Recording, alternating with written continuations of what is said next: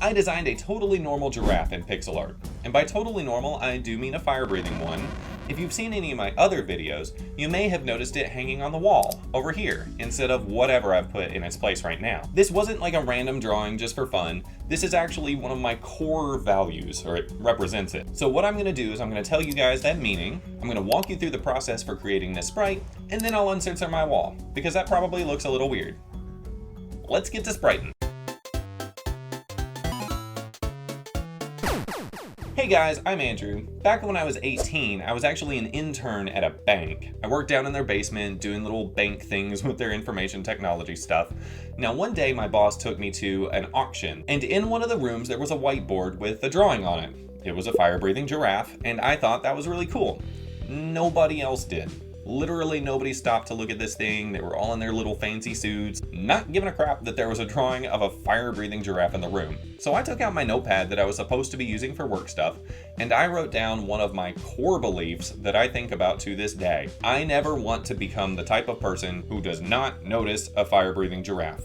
Which may sound a little silly, but that is actually one of my guiding forces in life. You know what else is a good guiding force? References. When I decided I was going to make a sprite of this giraffe, at first I thought I was going to make it like this frog. His name is Fraz, I designed him myself, and I already had a drawing I could use of this giraffe as a base. But this whole thing is supposed to be about adventure in the unknown. Redoing a picture I had already drawn 3 years ago, that wasn't really cutting it. I had to draw a real, fire-breathing giraffe. I wanted this thing to be doing a dragon-like stance, and a similar pose for a giraffe would be how they drink water. Now sometimes they split their legs like little goobers, but other times they have this much cooler little pose they do. Always use reference photos, it's how you learn. And after you've learned, you do the drawing.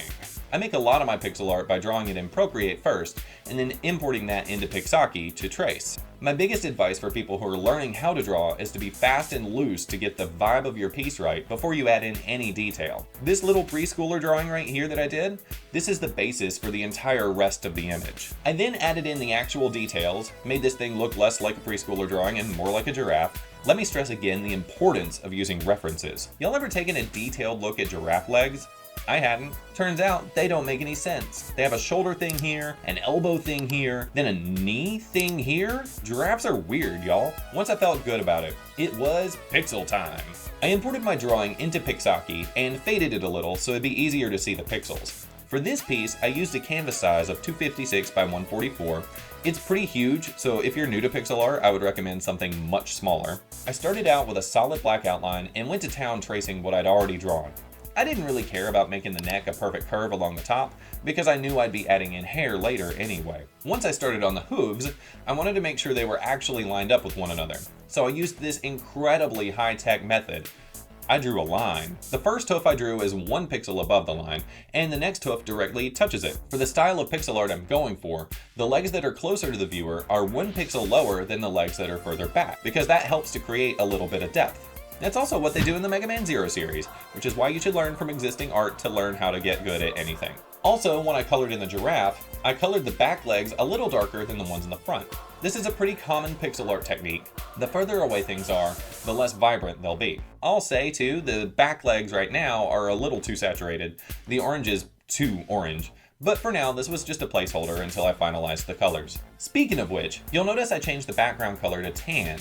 If you're working with something you know will be a static image like this one, it's usually a good idea to work with a background color similar to what you think will be the final color, because the way a color is perceived is really affected by the colors around it. I drew in some fire, keeping my lines loose and wild. It's fire, it can't be perfect, so just have fun with that. After the fire, it was time for what I dreaded most, the spots. Giraffes have so many spots. There are so many spots. So I colored the spots. Then I created a new layer and set the blending mode to multiply. What that does is it combines the color you've selected with the one you're coloring over, which then creates a darker color. I also decreased the opacity. I don't know if I'm just bad at picking out the colors when I'm doing multiply, but it usually makes it way too dark.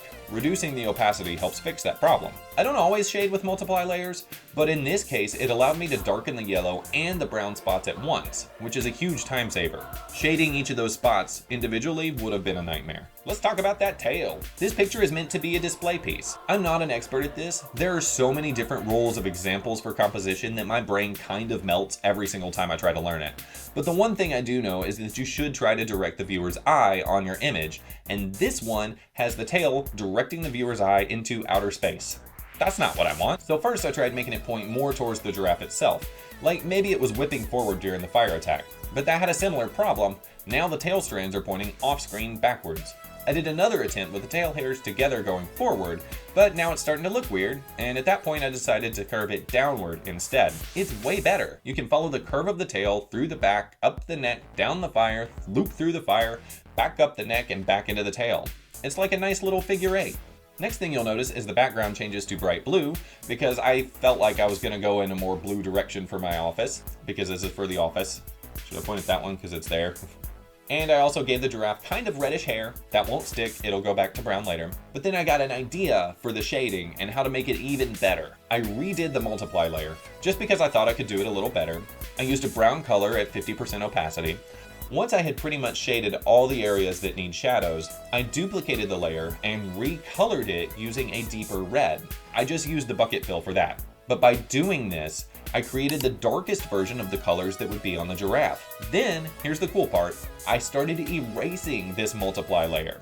So what happens here is you now have the standard color, the mid-tone that was just uncovered by erasing that layer, and the darkest shade, all stacked on top of each other. That's cool, right? Next up was the highlights, so I created an overlay layer. Same concept as multiply, but for lightening things up a bit. I used a pale yellow as the base for this layer and got to coloring in the shiny highlights. I wanted it to fit within the standard 16-bit color limits, which means 15 colors plus 1 for transparency. The hair put me over that limit, so I redid it in dark brown. I think it's a lot more cohesive this way. The last step was the fire attack. For that, I used absolutely no fancy tricks like multiply or overlay. I just picked some fire colors and drew it in. I think fire looks strong when it's got a deep red outline, and then I just did some little fire effects from orange to yellow to white within the flame, and that gave us this nice big fireball. And that's it. I can uncensor my wall now. Ta-da! You probably can't see that very well. It's in the background. Here. Whoosh! We've got us a big fire-breathing giraffe.